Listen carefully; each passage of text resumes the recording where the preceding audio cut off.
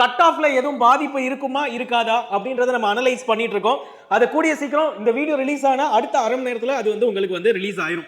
English, Tamil and Hindi 3 லாங்குவேஜஸ்ல உங்களுக்கு வந்து இதா இருக்கும். இதோட அனௌன்ஸ்மெண்ட் இங்கிலீஷை அசால்ட்டா நீங்க 50 நாள்ல கம்ப்ளீட் பண்ணி அதை ரிவைஸ் பண்ணிட முடியும். அதுல எந்த ஒரு சந்தேகமும் இல்லை. இந்த வருஷம் எழுதுனதுல ஸ்கூல் புக்ல இருந்து தாண்டி நிறைய விஷயங்கள் வந்திருக்கு. இந்தியன் பாலிட்டி பொறுத்த வரைக்கும் இங்கிலீஷ் மீடியம் ஸ்டூடெண்ட்ஸா இருந்தீங்க அப்படின்னா ஸ்கூல் புக்கை படிச்சுட்டு ஸ்கூல் புக்கை தாண்டி படிங்க. இது மாதிரி ஒவ்வொரு விஷயத்துலையும் அது மாதிரி படிச்சீங்க அப்படின்னா நமக்கு ரிமைனிங் தேவையான அந்த 30 மார்க்கை உங்களால எடுக்க முடியும். So welcome back to Ustadian academy. So இந்த வீடியோவில் நம்ம வந்து கொஸ்டின்ஸை வந்து டீகோட் பண்ண போகிறது இல்லை. ஒரு கொஸ்டின் பேப்பர் எப்படி இருந்தது, ஸ்டூடெண்ட்ஸ் என்ன நினச்சாங்க, வரக்கூடிய அந்த குரூப் 2 2A எக்ஸாமில் நீங்கள் எந்த மாதிரி ஜிஎஸ் ப்ரிப்பேர் பண்ணணும், இங்கிலீஷ் எடுக்கலாமா தமிழ் எடுக்கலாமா, மேக்ஸை பொறுத்த வரைக்கும் ட்ரெண்ட்ஸ் எதுவும் மாறி இருக்கா, ரீசனிங்கில் 5 கொஸ்டின்லேருந்து 10 கொஸ்டின் மாற்றினதுனால அதில் கொஸ்டினோட தரங்கள் மாறுச்சா, இந்த மாதிரி எல்லாத்தையுமே டீட்டெயில்டாக படிக்க போகிறோம். அண்ட் அது போக நீங்கள் ஜிஎஸ்ஸை வந்து இனிமேல் எப்படி படித்தா குரூப் 2ல் இந்த மாதிரியான கொஸ்டின்ஸை உங்களால் ஃபேஸ் பண்ண முடியும் அப்படின்றதையும் நம்ம வந்து பார்க்கலாம். சரி, ஓகே. ஸோ ஃபஸ்ட்டு எடுத்தோன்னே ஒரு ஸ்டூடெண்ட் வந்து அவங்க கொஸ்டின் பேப்பர் என்ன பண்ணியிருக்காங்கன்னா வெயிட் போட்டு பார்த்துருக்காங்க. ஒரு இன்ட்ரெஸ்டிங்கான ஒரு இது 128 பக்கம், கிட்டத்தட்ட 1/4 கிலோ வந்து அதோட வெயிட் இருக்கிறதா வந்து ஒரு போஸ்ட் வந்து போட்டிருந்தாங்க உங்களோட ரெஃபரன்ஸ்க்கு. சரி, ஓகே. நெக்ஸ்ட், ஸோ இப்போ ஃபஸ்ட்டு எடுத்தோன்னே ஒரு சில ஸ்டூடெண்ட்ஸ் போலில் வந்துட்டு என்ன சொல்லியிருக்காங்கன்னு பார்த்தீங்கன்னா, ஒரு கொஸ்டின் பேப்பர் எந்த மாதிரி இருந்தது அப்படின்றத வந்து கேட்ட இடத்துல இன்னைக்கான கொஸ்டின் பேப்பர் கிட்டத்தட்ட டஃப், வெரி டஃப், மாடரேட் அப்படின்ற லெவலில் இருக்கு. ஓகேங்களா? ஸோ இதன் மூலமா இங்கே வந்து கிட்டத்தட்ட 5774 போஸ்ட் தான் நம்ம பார்த்துருக்கோம். அந்த 5000லேயே கிட்டத்தட்ட பார்த்தீங்கன்னா 30%க்கு மேலே என்ன சொல்லியிருக்காங்கன்னா ஈஸி டு மாடரேட் அப்படின்னு வந்து சொல்லியிருக்காங்க. ஓகே, கொஸ்டின் பேப்பர் டஃபா இல்லை ஈஸியான்றது அடுத்தபட்சம்.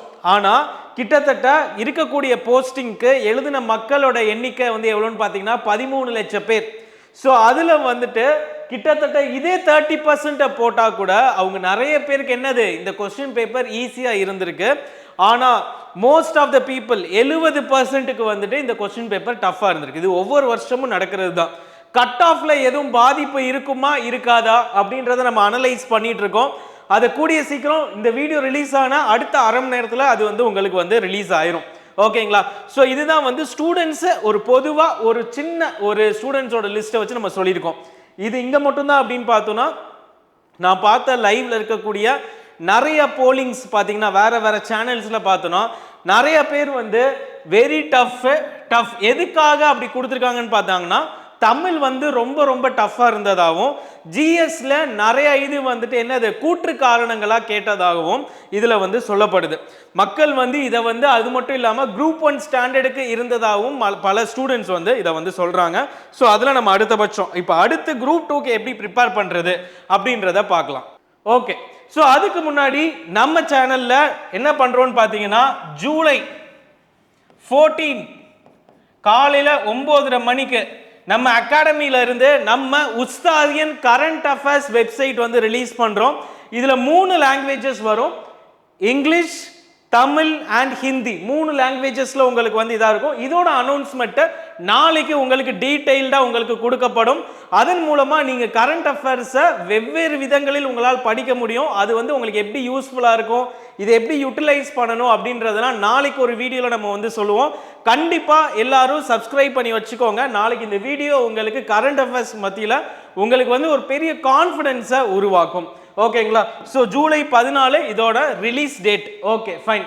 ஸோ இப்போ ஃபர்ஸ்ட் எடுத்தோன்னே இப்போ குரூப் 4ல வந்துட்டு தமிழ் வந்து நிறைய பேர் அட்டன் பண்ணிட்டீங்க.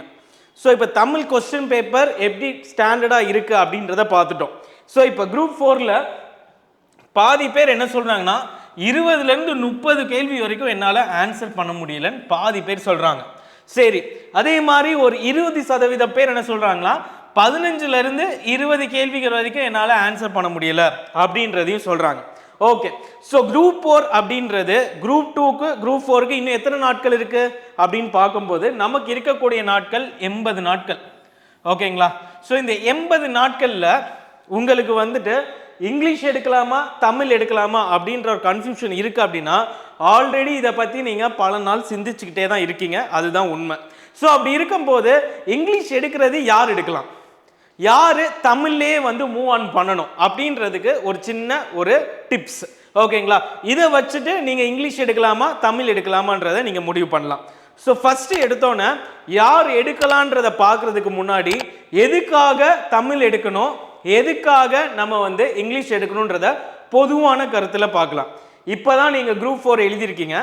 ஸோ குரூப் 4 எழுதுறதுக்கு முன்னாடி உங்க மைண்ட்ல இருந்தது என்னவா இருக்கும்னு பார்த்தீங்கன்னா, கண்டிப்பா நம்ம குரூப் 4க்கும் தமிழ் இருக்கு, ஸோ அதனால குரூப் 2லையும் நம்ம தமிழ் இருக்கு, ஸோ ரெண்டுக்காக நம்ம தமிழ் படித்தோம் அப்படின்னா ஏதாவது ஒன்றில் நம்ம வந்து கிளியர் பண்ணிடலாம் அப்படின்னு நினைக்கிறீங்க. ஸோ இதே கேள்வியை உங்ககிட்ட நான் கேட்குறேன். ஜிஎஸ் இருக்கு, ஜிஎஸ் வந்து நீங்க வந்து குரூப் 4க்கு படிக்கிறீங்க, அதே ஜிஎஸ் தான் எதில் படிக்க போறோம், நம்ம வந்து குரூப் 1ல படிக்க போறோம். ஏன் எல்லா ஸ்டூடெண்ட்ஸும் குரூப் 1ல இருக்கக்கூடிய ஜிஎஸ் மேல கான்ஃபிடன்ஸ் இல்லை அப்படின்னு கேட்டாங்கன்னா நீங்க என்ன சொல்லுவீங்க, குரூப் 4ஓட கொஸ்டினோட ஸ்டாண்டர்ட் வேற மாதிரி இருக்கும், குரூப் 1ல வந்துட்டு ஹையர் ஸ்டாண்டர்ட்ல இருக்கும். அதனால நீங்க சொல்லுவீங்க when asked in GS. Similarly அதே தான் தமிழுக்கும். தமிழ்ல குரூப் 4ல என்ன ஸ்டாண்டர்ட் அப்படின்றத இன்னைக்கு பார்த்தாச்சு. அப்ப குரூப் 2க்கு அடுத்து நீங்க அதே தமிழை படிக்கும் போது அது எந்த அளவுக்கு டிஃபிகல்ட்டி இன்னும் கொஞ்சம் கூடும் அப்படின்றத நீங்க மைண்ட் செட்ல வச்சுக்கணும். அண்ட் அது போக இங்கிலீஷ் ஸ்டூடெண்ட்ஸ் இது வரைக்கும் இங்கிலீஷ்க்கு தான் படிச்சுட்டு இருக்கவங்க குரூப் 4 அட்டெம்ப்டே கொடுத்துருக்க மாட்டீங்க. ஸோ ஸ்ட்ரெயிட் ஃபார்வர்ட் அங்கே மூவ் ஆன் பண்ண போறீங்க.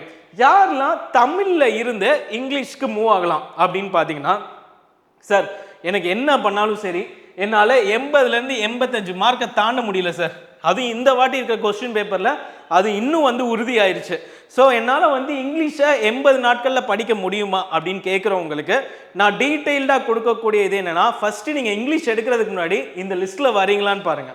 ஃபர்ஸ்ட் நீங்கள் ஸ்கூலிங் வந்து இங்கிலீஷ் மீடியமில் பண்ணியிருக்கணும். அப்படி பண்ணியிருந்தீங்க அப்படின்னா இதை வச்சு உங்களால் வந்து ஈஸியாக ஓரளவுக்கு 80 நாட்களில் உங்களால் கண்டிப்பாக வந்து கம்ப்ளீட் பண்ண முடியும். செகண்ட், நீங்கள் என்னதான் தமிழ் வந்து குரூப் 4க்கு படித்தாலும் ஜிஎஸ் அதாவது ஜென்ரல் ஸ்டடீஸை வந்து நீங்கள் இங்கிலீஷில் படிச்சுட்டு இருப்பீங்க. ஓகேங்களா, ஸோ இதில் வந்து நீங்கள் ஒரு ஸ்டூடெண்ட் இது இருக்கணும் அப்படி இல்லைன்னா இது இருக்கணும், இது ரெண்டில் ஏதாவது ஒரு க்ரைட்டீரியா உங்ககிட்ட இருந்தாலுமே இங்கிலீஷை அசால்ட்டாக நீங்கள் 50 நாளில் கம்ப்ளீட் பண்ணி அதை ரிவைஸ் பண்ணிட முடியும், அதில் எந்த ஒரு சந்தேகமும் இல்லை.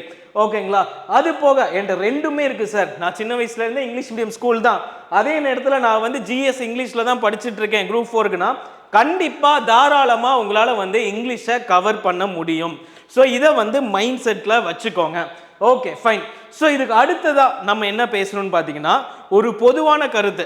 இப்போது குரூப் 2 எக்ஸாம் நடக்குதுன்னு வைங்களேன், பொதுவாக வந்துட்டு இப்போ ஒரு 100 பேர் எழுதுறாங்க அப்படின்னா அதில் 60 பேர் என்னவா இருப்பாங்கன்னு பார்த்தீங்கன்னா தமிழ் மீடியமாக இருப்பாங்க, தமிழ் பேப்பரை எடுத்து எழுதுறவங்களா இருப்பாங்க. அதே மாதிரி 40% யாராக இருப்பாங்கன்னு பார்த்தீங்கன்னா இங்கிலீஷ் கொஸ்டின் பேப்பரை எடுத்து எழுதுறவங்களா இருப்பாங்க. ஸோ இப்போ இந்த 60 பேரும் இன்னைக்கு நடந்த கொஸ்டின் பேப்பரில் பார்த்தோம், 60% பேரில் ஒரு 5% பேர் வந்துட்டு என்ன பண்ணியிருப்பாங்கன்னா 90க்கு மேலே எடுத்திருப்பாங்க. ஆனால் மீதி இருக்கக்கூடிய 55% மக்கள் என்ன பண்ணியிருப்பாங்கன்னா அவங்களோட கட் ஆஃப் வந்து 80லேருந்து 85 தான் இருக்கும். இதை நீங்கள் ஒத்துக்கிறீங்களா? இன்னைக்கு பேப்பர் எடுத்துகிட்டு வந்தோன்னா மோஸ்ட் ஆஃப் த ஸ்டூடெண்ட்ஸுக்கு அதுதான் வந்து மார்க்ஸாக வந்திருக்கும், சில பேருக்கு இன்னும் கூட கம்மியாக வர்றதுக்கு வாய்ப்புகள் இருக்குது. Okay fine. ஸோ இதுக்கு அடுத்து இந்த சைடு பார்த்தோம் அப்படின்னா பொதுவாகவே வந்து இங்கே வந்து ஸ்கோர் வந்து 90லேருந்து 95 மார்க்ஸ் தான் இருக்குது எப்போவுமே. ஸோ அப்படி இருக்கும்போது இங்கேயும் உங்களுக்கு ஒரு வித்தியாசத்தில் 10 மார்க்ஸ் வருது. ஸோ கட் ஆஃபில் இங்கிலீஷ் எடுக்கிறவங்க இந்த 100 மார்க்ஸ்லேயே 10 மார்க் அதிகமாக 10 கொஸ்டின் அதிகமாக இருப்பாங்க அப்படின்றது வந்து இது வரைக்கும் நடந்துகிட்டே இருக்க விஷயம் தான். ஸோ இதுக்காக இந்த கொஸ்டின் பேப்பர் டஃப்பாக இல்லையான்னு கேட்டால் அப்படி கிடையாது. ஒரு இங்கிலீஷ் பேப்பரில் இருக்கக்கூடிய அட்வான்டேஜஸை நீங்கள் தெரிஞ்சுக்கணும். இந்த கொஸ்டின் பேப்பர் டஃப் தான், ஆனால் அதில் என்ன பெனிஃபிட் இருக்குது ஒரு ஸ்டூடெண்ட்டாக நீங்கள் இங்கிலீஷ் எடுத்து படிக்கும்போது அப்படின்னு பார்த்தீங்கன்னா உங்களுக்கு ஸ்கூல் புக்கில் நியூ புக் மட்டும்தான். ஓகேங்களா, அது மட்டும் இல்லாமல் நம்ம தமிழ் பார்த்தீங்கன்னா ரொம்ப ஒரு தொன்மையான ஒரு மொழி, அது எல்லாருக்குமே தெரியும். ஸோ அப்படி இருக்கும்போது அதில் நிறைய ரூல்ஸ் இருக்குது. ஒரு இலக்கணம்னு ஒன்று எடுத்துக்கிட்டோன்னா அதில் பல வகையான ரூல்ஸ் இருக்குது. ஆனால் அதே இது இங்கிலீஷில் எடுத்துக்கிட்டோன்னு பார்த்தீங்கன்னா ஒரு குறிப்பிட்ட ரூல்ஸை தெரிஞ்சுக்கிட்டாலே போதும், உங்களால் இங்கிலீஷ் லாங்குவேஜை ஈஸியாக கற்றுக்க முடியும். பொதுவாகவே இலக்கணம் அதாவது கிராமர்னா என்ன ஃபர்ஸ்ட் அதை நீங்கள் சொல்லுங்கள். ஒரு கிராமர் அப்படின்னா ஒரு வாக்கியத்தை இப்படி அமைக்கணும், ஒரு வாக்கியத்தை இப்படி தான் வந்து நம்ம பேசணும் அப்படின்னு சொல்கிறது தான் வந்து கிராமர். ஸோ அதன்படி பார்க்கும்போது இங்கிலீஷுன்றதை வந்து ரொம்பவே வந்து ஒரு ஈஸியான லாங்குவேஜாக கன்சிடர் பண்ணுறாங்க. ஆனால் தமிழ் அப்படின்றது ரொம்பவே வந்து என்னது ஒரு காம்ப்ளிகேட்டடான ஒரு மொழி. காம்ப்ளிகேட்டட்னா என்ன அர்த்தம் அப்படின்னு பார்த்தீங்கன்னா நமக்கு கிட்டத்தட்ட எழுத்துக்களே வந்து அதிகம், அந்த எழுத்துக்களை வந்து ஒரே எழுத்துல நம்ம வந்து பல மொழி சொற்களை இது பண்ண முடியும். அதான் தமிழோட சிறப்பும் கூட. கரெக்டா? ஸோ அப்படி சிறப்பு மிக்க ஒரு மொழியை வந்து நம்ம சூஸ் பண்ணும்போது அதில் இருக்கக்கூடிய அந்த சிரமங்களையும் நம்ம ஏற்றுக்கொள்ள வேண்டும். அதுதான் நம்மளோட தாய்மொழியில் இருக்கக்கூடிய ஒரு பெரிய ஒரு பொக்கிஷமாகவும் அது பார்க்கப்படுது. அவ்வளோ சீக்கிரம் யாராலையும் வந்து தமிழை வந்து என்ன பண்ணிட முடியாது. அவங்களால வந்துட்டு அது வந்து ஒரு சிம்பிளான லாங்குவேஜ் அப்படின்னு சொல்லுவோம். It is a sophisticated and the best language in the world. So அப்படி இருக்கும்போது இங்கிலீஷ் எதுக்காக ஈஸி அப்படின்னு பார்த்தீங்கன்னா ஆல்ஃபபெட்ஸுமே ரொம்ப கம்மி, ஸோ ரூல்ஸுமே ரொம்ப கம்மி. ஸோ ஒரு சில ரூல்ஸை நீங்கள் படிச்சுட்டாலே it is more than sufficient இந்த இதில். செகண்ட், அது மட்டும் இல்லாமல் புக் சோர்ஸும் வந்து ரொம்ப டிஃபைன்டாக இருக்குது. ஸோ இது ரெண்டை வச்சே நீங்கள் என்ன பண்ணலான்னு பார்த்தீங்கன்னா உங்களோட ப்ரிப்பரேஷனை கரெக்டாக ஒரே பாத்தில் கொண்டு போய் உங்களால் முடிக்க முடியும். பட் தமிழ் ஸ்டூடெண்ட்ஸில் என்ன ஒரு பிரச்சனைன்னு பார்த்தீங்கன்னா நிறைய பேர் என்ன சொல்லிட்டாங்க இந்த வாட்டினா உங்களுக்கு வந்து புது புத்தகமே போதும், அதுவும் நீங்கள் ஃபுல்லாக படிக்க வேணாம் அப்படி இப்படின்னு நிறைய ரூல்ஸ் சொன்னோன்னே புது புத்தகத்தை படிச்சிருக்காங்க. சில பேர் சிறப்பு தமிழில் படிக்கவே இல்லை, 11th 12th புக்கு படிக்கவே இல்லை. எல்லாரும் நல்லா படிச்சுட்டு இருந்தவங்களும் என்ன பண்ணிட்டாங்க இது வேணாம் இது வேணான்னு சொல்லிட்டு கடைசி பார்த்தோம் அப்படின்னா பல விஷயங்கள் வந்து 11th 12thலையும் சில விஷயங்கள் வந்து புக்கிலேயே இல்லாமையும் வந்து வந்திருக்கு. ஸோ அப்படிப்பட்ட ஒரு சூழ்நிலை வந்துட்டு உருவாயிருக்கு இதில். ஸோ இது வந்து ஒரு ரொம்பவே வந்து நம்ம வந்து வருத்தப்பட வேண்டிய ஒரு விஷயம்தான். டிஎன்பிஎஸ்சியும் என்ன பண்ணியிருக்கலாம்னு பார்த்தீங்கன்னா ஒரு 11th 12thோ இல்லை சிறப்பு தமிழ் புத்தகத்தில் இருந்தோ பல கேள்விகள் கேட்டிருக்கலாம். பட் அவங்களுமே வந்து அதை வந்து கேட்காம கிட்டத்தட்ட புக்குக்கு வெளியே எங்கேருந்தோ கேட்டிருக்காங்க. ஸோ நம்ம ஸ்டூடெண்ட்ஸுமே வந்து ரொம்பவே வந்து அப்செட்டாக இருக்காங்க. ஸோ பொதுவாக வந்து தமிழ்ன்றது ஒரு தொன்மையான மொழி தான். அதுக்காக நம்ம ஒரு புத்தகத்தை இப்போ பொதுவாக ஒரு 100 பேர் எடுத்துக்கிட்டோம் டிஎன்பிஎஸ்சி படிக்கிறவங்கன்னா 100 பேரில் கிட்டத்தட்ட 80லேருந்து 100 பேர் என்ன பண்ணுவாங்க கிட்டத்தட்ட ஸ்கூல் புக்கை தான் பிரைமரி சோர்ஸாக வச்சு படிப்பாங்க. ஸோ அப்படி இருக்கக்கூடிய ஒரு எக்ஸாமோட நேச்சரில் திடீர்னு இப்படி வந்து ஸ்கூல் புக்கையும் தாண்டி நிறையா கேள்விகள் உள்ளே வரும்போது என்ன ஆகுதுன்னா மாணவர்கள் வந்து ரொம்பவே வந்து வருத்தத்திற்கு உள்ளாயிருக்காங்க. சரி, ஓகே, இது எல்லாமே நம்ம அப்புறம் பேசலாம். இனிமேல் குரூப் 2 மட்டும் நம்ம வந்து ஃபோக்கஸ் பண்ணுவோம். உங்களோட ஸ்ட்ராட்டஜி எப்படி இருக்கணும்? ஸோ ஒரு இங்கிலீஷ் வரும் அப்படின்னா அதை வந்து நீங்கள் தான் முடிவு பண்ணணும். ஸோ முடிவு பண்ணி நீங்கள் மாறணும்னா மாறலாம். 2Aக்கு அது ரொம்பவே வந்துட்டு உங்களுக்கு என்னவா இருக்கும், 2A மெயின்ஸுக்கு உங்களுக்கு ரொம்ப ரொம்ப யூஸ்ஃபுல்லாகவும் இருக்கும். Okay, fine. ஸோ இதுக்கு மேலே நம்ம வந்து இந்த டாப்பிக்கை விட்டு மூவ் ஆன் பண்ணுவோம். ஸோ அடுத்து என்னன்னு பார்த்தீங்கன்னா மேக்ஸ் ரீசனிங் கொஸ்டின். மேக்ஸை பொறுத்த வரைக்கும் அதே அளவுக்கு தான் வந்து கேள்விகள் வந்துக்கிட்டே இருக்கு. ஸோ எந்த ஒரு பிரச்சனையும் இல்லை. ஃபார் எக்ஸாம்பிள் இந்த சம்லாம் நீங்கள் வந்து எதில் நீங்கள் ப்ராக்டிஸ் பண்ணியிருந்தாலும் ப்ராக்டிஸ் பண்ணியிருப்பீங்க. பட் இந்த ரீசனிங் மாதிரியான சம்ஸ்லாம் பார்த்தீங்கன்னா உங்களுக்கு டைமை வந்து ரொம்ப ரொம்ப வந்துட்டு கன்சியூம் பண்ணக்கூடிய இடமா இருக்கும். ஸோ இப்போ வந்து இதில் என்ன கேட்டிருக்காங்க, successive numbers have difference of 2 அப்போனா நீங்கள் ஒவ்வொன்றா எண்ணி பார்ப்பீங்க. எண்ணி பார்த்துட்டு என்ன பண்ணுவீங்க, திருப்பி அது வந்து கரெக்டான எண்ணி பார்ப்பீங்க. ஸோ ஒரு தடவை எண்ணுறதுக்கே கிட்டத்தட்ட வந்துட்டு 2 நிமிஷம் ஆகிடும். இன்னொருக்கு எண்ணும் போது திருப்பி 2 நிமிஷம். அப்போ 2 சம்முக்கான நேரத்தை நீங்கள் இங்கே கொடுக்குறீங்க. ஸோ அப்போ என்ன பண்ணணும், நீங்கள் ரீசனிங்க்கு வந்து முக்கியத்துவம் கொடுக்கணும். 10 சம் 20 நிமிஷம் கொடுக்கலாம். 10 சம் 20 நிமிஷம் கொடுக்கலாம். அதுக்கு மேலே ஒவ்வொரு நிமிஷம் கொடுக்க என்ன ஆகும்னு பார்த்தீங்கன்னா ஜிஎஸ்ல உங்களால் கண்டிப்பாக ஆன்சர் பண்ணியிருக்க முடிஞ்சிருக்காது இந்த எக்ஸாமில். ஏன்னா ஜிஎஸ்ல கூற்று காரணங்கள் கொஸ்டின் வந்து அதிகமாக கேட்டிருக்காங்க. ஸோ அப்போ அதுக்கு நம்ம எப்படி சார் ப்ரிப்பேர் பண்ணுறது அப்படின்னு கேட்டால் அதுக்கு அடுத்து நம்ம டிஸ்கஸ் பண்ணுவோம். ஸோ ரீசனிங்கை பொறுத்த வரைக்கும் ப்ராக்டிஸ் கண்டிப்பாக தேவை. ஸோ அதை வந்து கரெக்டாக பண்ணிக்கோங்க. ஓகே, ஸோ அதே மாதிரி இந்த கொஸ்டினும் தான். Okay, fine. இப்போ ஜிஎஸ்குள்ளே வரலாம்.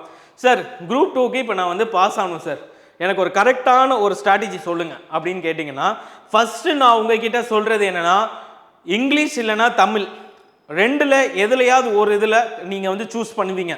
2ல் 1ல் ஏதாவது ஒன்றில் நீங்கள் 90 to 95+ கண்டிப்பாக எடுக்கணும். அது போக நீங்கள் எடுக்க வேண்டியது வந்து என்னன்னு பார்த்தீங்கன்னா மேக்ஸ் ரீசனிங்கில் 22 மார்க் எடுக்கணும். இது ரெண்டுமே நீங்கள் முழுசாக உட்காந்து ஒரு 10 மணி நேரம் படிக்கிறீங்களா, ஃபுல்லாக உட்காந்து இதை படிங்க ஃபஸ்ட்டு. இதுக்கு வந்து 10 மணி நேரத்தில் ஒரு 7 மணி நேரம் கூட கொடுங்க, தவறே கிடையாது. இதில் யார் 120 எடுக்கிறாங்களோ கன்ஃபார்ம் பாஸ். ஸோ மற்றது எப்படி சார் பார்க்குறது அப்படின்னா தேர்டாக உங்ககிட்ட பேச வேண்டிய முக்கியமானது என்னன்னு பார்த்தீங்கன்னா இந்திய ஆட்சியல், அதாவது இந்தியன் பாலிட்டி. ஸோ அப்படி இருக்கும்போது இதை வந்து நீங்கள் என்ன பண்ணணும், எப்படி படிக்கணும், ஒரு சோர்ஸை எப்படி செலக்ட் பண்ணணும். இந்த வருஷம் எழுதுனதில் ஸ்கூல் புக்கில் இருந்து தாண்டி நிறைய விஷயங்கள் வந்திருக்கு. இந்தியன் பாலிட்டி பொறுத்த வரைக்கும் இங்கிலீஷ் மீடியம் ஸ்டூடெண்ட்ஸாக இருந்தீங்க அப்படின்னா லக்ஷ்மிகாந்தை ஃபுல்லாக இங்கே இருக்கக்கூடிய சிலபஸில் இருக்க எல்லா லெசன்ஸும் படிங்க. அதே மாதிரி இங்கே நீங்கள் தமிழ் ஸ்டூடெண்ட்ஸாக இருக்கீங்க அப்படின்னா வெங்கடேஷன் புக்கை ஃபுல்லாக படிங்க. இது ரெண்டுமே ரொம்ப ரொம்ப இம்பார்ட்டன்ட், கண்டிப்பாக பண்ணுங்க. இப்போலாம் வந்து ஸ்கூல் புக்கில் தான் வரும் நம்மளால சொல்ல முடியாது. ஸோ பாலிட்டியை பொறுத்த வரைக்கும் முழு சிலபஸையும் ஸ்கூல் புக்லேயும் கம்ப்ளீட் பண்ணணும், அது போக அந்த ஸ்டாண்டர்ட் புக்லேயும் கம்ப்ளீட் பண்ணணும். மற்ற சப்ஜெக்ட்ஸ்லாம் நீங்கள் எப்படி கிளியர் பண்ணணும் அப்படின்றத நான் சொல்கிறேன். இப்போ இதுக்கு ஒரு எக்ஸாம்பிளுக்கு இப்போ ஹிஸ்ட்ரி வச்சு சொல்கிறேன். ஒவ்வொரு வருஷமும் இந்த இண்டஸ் வேலி சிவிலைசேஷன்ல இருந்து அப்படியே நேராக வந்தீங்க அப்படின்னா பாமனி கிங்டம்ஸ் இது வரைக்கும் இருக்கக்கூடிய சிலபஸில் கண்டிப்பாக கேள்விகள் வரும். அப்போது நீங்கள் இந்த வருஷம் எப்படி படிக்கணும்னா, இப்போ இந்த இண்டஸ் வேலி சிவிலைசேஷன் சிந்து சமவெளி நாகரிகத்தை எடுத்துக்கிட்டோன்னு பார்த்தீங்கன்னா 6th இருக்குது, 9th இருக்குது, 11th இருக்குது. ஓகேங்களா? ஸோ இதை ஃபுல்லாக படித்து முடிச்சுட்டு கண்டிப்பாக என்ன பண்ணணும், நீங்கள் ஒரு முக்கியமான ஒரு மெயின் சோர்ஸையும் சேர்த்து கவர் பண்ண ட்ரை பண்ணணும். ஓகேங்களா? ஒரு மெயின் சோர்ஸ் ஏதாவது ஒன்று நீங்கள் கவர் பண்ண ட்ரை பண்ணணும். ஸோ இதுக்கு வந்து மோஸ்ட்டாக ஹிஸ்ட்ரிக்கு நீங்கள் இதை ஃபஸ்ட்டு படிக்கிறதே வந்து ஒரு பெரிய விஷயம்தான். ஃபஸ்ட்டு இதை முடிச்சுட்டு டைம் இருந்தால் என்ன பண்ணுங்க, ஒரு முக்கியமான ஒரு பிரைமரி சோர்ஸ் புக்கை ஒன்று எடுத்து அதுலேருந்து படிங்க. ஓகேங்களா? ஸோ அதே மாதிரி தான் எக்கனாமிக்ஸ். இப்போ ஃபார் எக்ஸாம்பிள் 5 இயர் பிளானு, அதுக்கு அடுத்ததாக வந்து ஜிஎஸ்டி, அதுக்கப்புறமா பிளானிங் கமிஷன், நிதி ஆயோக், இந்த மாதிரியான செலக்டிவானதை மட்டும் பிக் பண்ணி ஸ்கூல் புக்கையும் தாண்டி படிங்க. ஸ்கூல் புக்கை படிச்சுட்டு ஸ்கூல் புக்கை தாண்டி படிங்க. இது மாதிரி ஒவ்வொரு விஷயத்துலையும் அது மாதிரி படிச்சிங்க அப்படின்னா நமக்கு ரிமைனிங் தேவையான அந்த 30 மார்க்கை உங்களால் எடுக்க முடியும். ஸோ அப்படி தான் வந்து நீங்கள் என்ன பண்ணணும்னா ஸ்மார்ட் மூவ் பண்ணணுமே தவிர ஸ்கூல் புக் தான் படிப்பேன்னு சொல்லிட்டு 6th-லேருந்து 12th வரைக்கும் ஒரு லெசன் விடாமல் நீங்கள் பெசாட்டுக்கு படிச்சுட்டே போனீங்கன்னா கண்டிப்பாக யூஸ்ஃபுல்லாக இருக்காது, மெமோரிலையும் உங்களுக்கு வந்து ஸ்டோர் ஆகாது. சரி, கட் ஆஃப் வந்து எவ்வளோ சார் இருக்கும் அப்படின்றத நான் அடுத்த வீடியோவில் உங்களுக்கு வந்து நம்ம வந்து ரிசர்ச் பண்ணிருக்கோம். எனக்கு தெரிஞ்சு கட் ஆஃபில் பெருசாக வித்தியாசங்கள் இருக்கிறதுக்கு வாய்ப்புகள் இல்லை. என்ன ரீசன்னு பார்த்தோம் அப்படின்னா வேக்கன்சி கம்மி. என்னதான் வந்துட்டு நம்ம ஸ்டூடெண்ட்ஸ் வந்து 13 லட்சம் பேர் கிட்ட வரைக்கும் எழுதியிருந்தாலும் என்ன ப்ராப்ளம்னு பார்த்தீங்கன்னா அதில் கண்டிப்பாக ஒரு சில ஸ்டூடெண்ட்ஸ் நல்லாவே ஸ்கோர் பண்ண தான் போகிறாங்க. ஸோ அது வந்து ஒவ்வொரு வருஷமும் நடக்கிறது தான். ஸோ கட் ஆஃப் போன வருஷத்துக்கு வேணும்னா 1 மார்க் இல்லாது 2 மார்க் குறையிறதுக்கு வாய்ப்பு இருக்குது. அது என்னன்றதை டீட்டெயில்டாக பார்ப்போம். ஸோ அது போக நம்ம வந்துட்டு அடுத்தடுத்து நம்ம குரூப் 2க்கு ரிலேட்டடான கோச்சிங்லையும் வந்து மூவ் ஆன் பண்ணுறோம். ஸோ கண்டிப்பாக இந்த வீடியோவை எல்லாருக்கும் ஷேர் பண்ணுங்கள், லைக் பண்ணுங்கள், and also subscribe for Ustadian academy. Thank you.